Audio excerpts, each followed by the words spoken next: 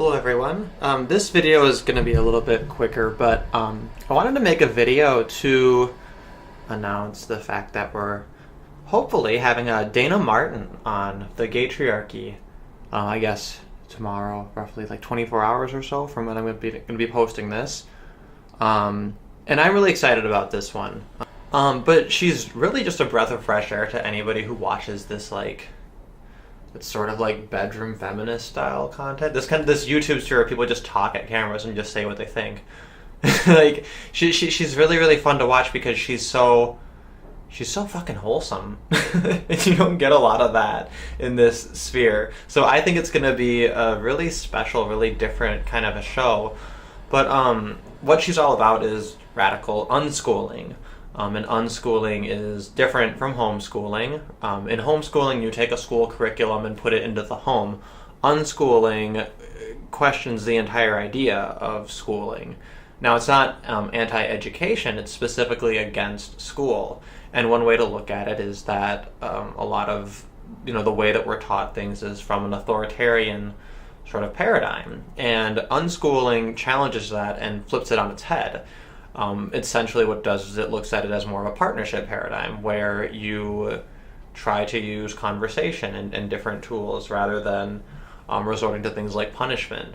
So she's anti-punishment. She's not trying to force her kids to learn one thing or another. It's all very much motivated kind of from the bottom up. So anyway, it is really an eye-opener, and it's really fascinating to see reactions to what she has to say, because a lot of people get really riled up. And what's so cool about it is she has a way about her and a demeanor about her that's so non-confrontational and non-combative. She's very down to earth. And yet people, when they hear what she has to say, they usually respond in a really vicious manner. And she's someone who's put herself out there in the public defending her style of parenting, publicly for many years. And that's something that I think very few parents are willing to do. It's kind of their worst fear, that their parenting being criticized, because of course parents tend to love their children. So when somebody questions their parenting, right, and says, the things you're doing, the way that you're doing this job of parenting is harming your kids, it's bad for your kids. A lot of people take issue with that. That's not what they want to hear. Now she's somebody who, gets told that fairly often when she speaks her mind. And yet she doesn't seem to respond very defensively. She's very calm, very rational. And I've always thought that was just really cool. She's just like this awesome character. So I'm really excited for this. Hopefully everything goes according to plan. She'll be able to be on the show and everything. And it reminds me of, I remember way back when I had Janice Fremenko on our panel, among others, for the first Red Pill screening at the Twin Cities Men's Center. Somebody asked in the comment section, how'd you get Janice? And the answer is I sent her a Facebook message. And she was like, okay. And same story here. So for anybody who wants to try to kind of have these events, sometimes you just gotta send a message and, see. It can't hurt to just send someone a message. Maybe they'll check it, maybe they're not able to, whatever. But the interesting thing about having her on Gaytriarchy is, as far as I'm aware, she's never been on any sort of show or anything that's specifically geared towards addressing gay issues. And it's a little bit of a paradox, right? Because when you think of unschooling, you think of it as an approach to parenting. And this is the mindset that I generally approached it in. I was like, oh, this is kind of cool. She's talking about ways that you can parent. And even if you're a non-parent, that can be really interesting. But one thing that's also good to look at is that what she was saying is that sometimes this can be an outlet for a person to heal themselves also. And I think that might be a message that is really pertinent. It'll be really interesting to hear what she has to say. Because obviously a lot of people in a specifically gay audience, you're going to have a much lower percentage of them that actually are parents or even want to be. So I think it'll be an interesting thing there. But yeah, I got my general perception when I read a lot of comments on like Molyneux videos is there is a contingent of people in his audience, and I would be a part of this group, that's like, I wish you'd talk more about peaceful parenting and radical unschooling and this sort of thing again. And I wonder if maybe Molyneux has backed off of the topic just because he doesn't want to put too much of a spotlight on his own personal family. You know, I can kind of see that being part of the incentive, but I don't really know. I'm just speculating. So it'll be kind of cool to see her come out of the woodwork again and have a couple of things to say. I'm going to include a few clips just from various appearances that she's had. There was an episode of Wife Swap that she was on that was really, really interesting. I feel bad though, because like overall it looks like her family did not have a good experience with it. Like she did, right? Because they swapped the wives, but the family they had paired her up with was very, very regimented and strict, right? So you had this strict, like, military-style mom go in there and just boss her family around, and they were like, fuck you. Like, don't fucking tell me what to do. My mom doesn't tell me what to do. And then on the flip side, you know, you have Dayna Martin going to this, like, very, very strict family, and she's, like, really, like, loving and peaceful, and they're all like, wow, like, this was really, really cool, and, like, you know, the strict family loved her, but... Like, it was really, like, it's funny. It was super funny to watch. But then we take a step back and realize, like, there was some, you know, some parts that were really hard to watch. But anyway, that if you can find it, it's definitely worth watching. I haven't been able to find it. It was on the internet really briefly, and someone fucking took it down. But regardless, there's a lot of really interesting back and forth, and you can just see it instantly, like the kind of person she is, and what a character. So I don't know, like whenever I'm feeling a little bit riled up and like I'm being a little bit mean-spirited, I try to tap into that inner Dayna Martin. Like maybe there should be little bracelets. What would Dayna do? Just like anyway, so this will be really exciting, and yeah. That's all I had to say about that. Yes, keep it easy. Just because we don't punish our kids, I think punishing models meanness and it's cruel, and I don't think it's necessary at all. I don't punish my husband, I don't punish my kids. I don't believe in punishing anybody that I care about. A surprising number of parents are opting out of that educational norm altogether. Instead, they've decided to cater directly to their child's interests. I think schools are like prisons. I can't really read books yet. I'm pretty strict on my kids. Do that look neat to you? You'd have made an excellent drill sergeant. You're choosing cruelty over kindness with your own children. If you shut that off, you're out of here. To school or not to school? Now, that is the question that we're asking today. Now, Dayna and her husband, Joe, are what are called unschoolers. In fact, they describe themselves as radical unschoolers, and they say it is cruel and disrespectful to put a child in school. Every kid in America is up cheering right now. They say education happens as a side effect of living life. Just picture life without school, so maybe a weekend. We wake up and we have breakfast and we just start pursuing what we're interested in doing. But your kids need boundaries. There's real life boundaries all around us. So you're saying what we need is arbitrary limits, is what you're saying in my family, as opposed to boundaries. How are your kids going to learn those kind of things if they're not in a curriculum that presents that? It's just like you said, you made the connection. You weren't interested in history. I was 30. Well, no, but you weren't. But once you found the interest that piqued your, oh, wait, there's a reason I should know some of this, you embraced it, and you probably liked it more than you hated it. What did you have to say? You had something you wanted to say? Well, no, I was just saying, you're talking about punishment and consequences. You don't punish them, so what if they do something wrong, what are the repercussions? We talk about it. I think it's internal motivation again, and I think schools feel as though they have all the knowledge of the world locked up in that building, but you can find anything you can learn in school, you could find somewhere else. You could find on the computer, you could find in books. There's so many resources. Devin knows as much as any child in school, but he's learned it in different ways. So unschooling isn't anti-school by any means. It's just alternatives to the way that children traditionally learn, with somebody standing in front telling them facts. What time do your kids go to bed? They go to bed pretty late, actually.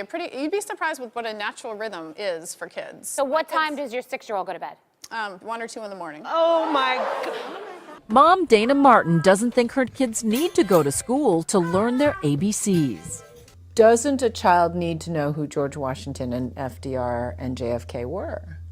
I don't know. Do you think they do? Do you think it's necessary? It is really good for their bodies because they're able to go to sleep when they're tired and they sleep until they're done sleeping. So when do they wake up? I don't know, around noon or 1. Well, what about this? Let's just think about this. What about preparing them for I hear you. My mother, trust me, I hear this. This is something I'm used to hearing is we're so conditioned to think that we need to wake up at a certain time and go to bed. My kids get the same amount of sleep as your kids. It's shifted a little bit. Do you worry about socialization being missing, and do you worry about them getting a very one point of view exposure from you parents? Not at all. I feel like it's our job to give our children as much of the world as possible, not keep them in this little box of our ideals. We give them as much of the world as possible. Evan stays up until 1 o'clock in the morning. Sometimes. And I'm so happy that he does and that he has that time to himself. He can have a nice 3-4 hours with Joe or just me.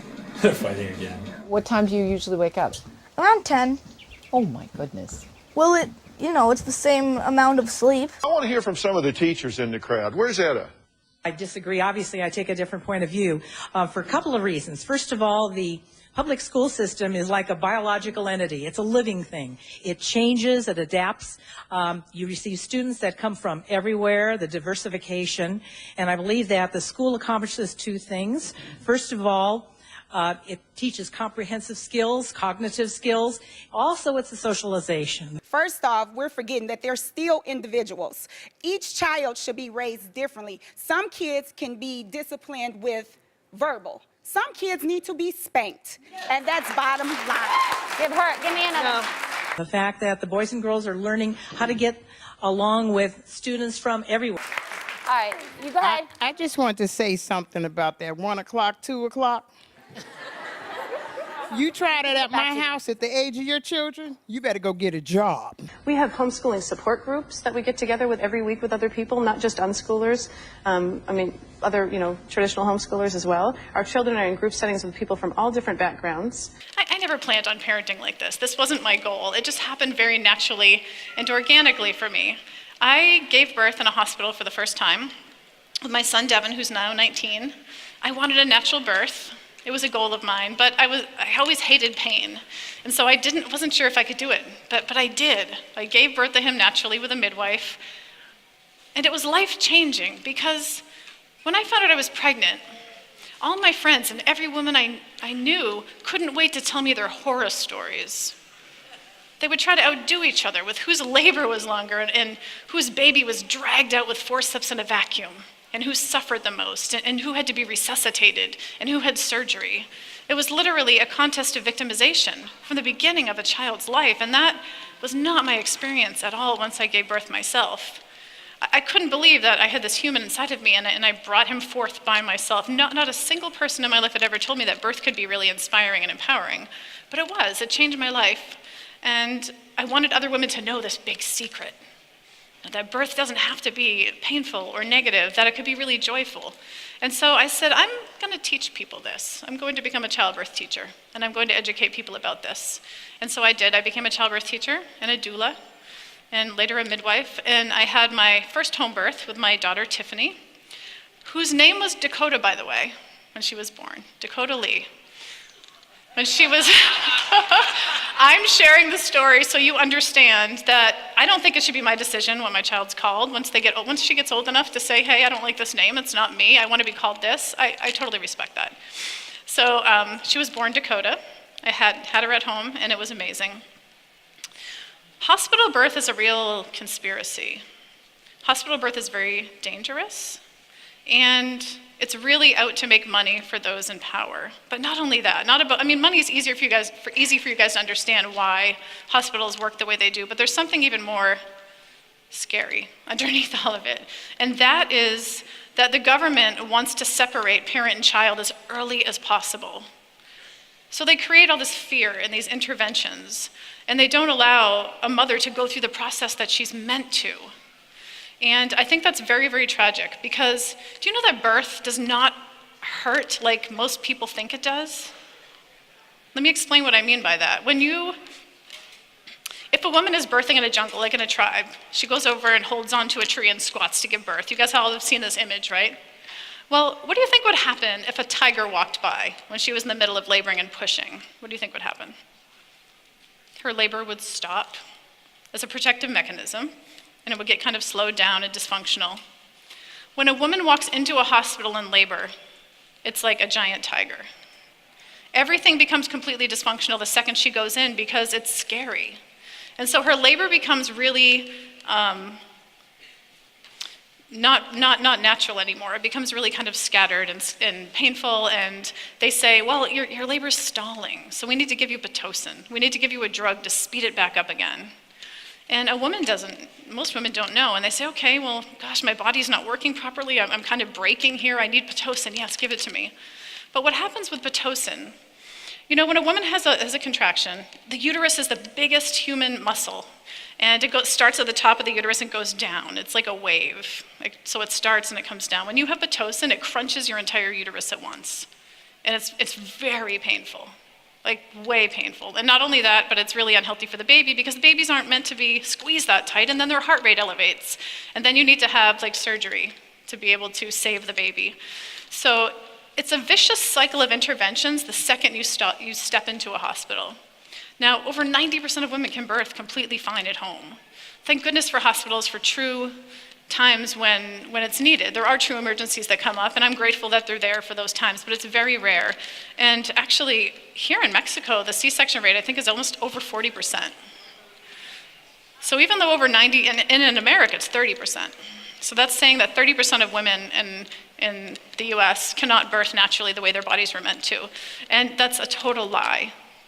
It's all a big conspiracy for money.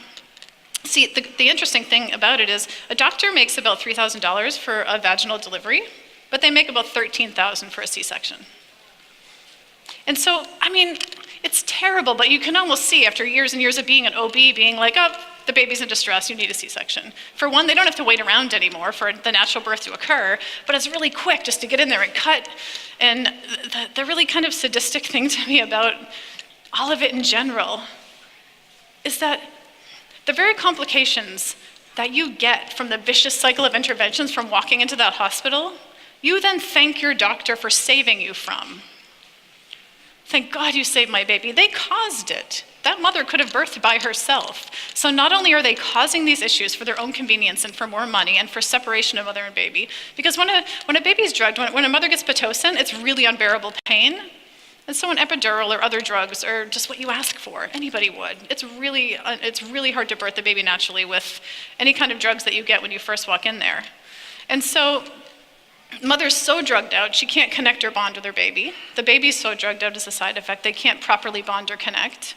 And the first 2 hours of life after a baby's born, there's something called imprinting that happens, and it's very vital to the mother-child relationship. I remember feeling, after I gave birth to all of my kids because it was a natural birth, it changed me. I was born in that moment that all of those hormones and chemicals were released. I became a fiercely protective mother. I had no confidence before giving birth. I didn't. I was a shell of a person in comparison to when I did it by myself. Women are meant to go through this metamorphosis when they give birth. And so when that is robbed of a woman, with 90% of births in our culture, that bonding never occurs. And then you think your body's broken and you had to be rescued because your body didn't work properly enough and you didn't have the skills or the capability to do it good enough that you turned to an expert to save you from what you couldn't do. What kind of imprinting then happens for the rest of your parenting relationship? There's insecurity. You couldn't do it from the beginning. You couldn't birth properly, so you must have to turn to experts for everything else, from parenting advice to schooling, you name it.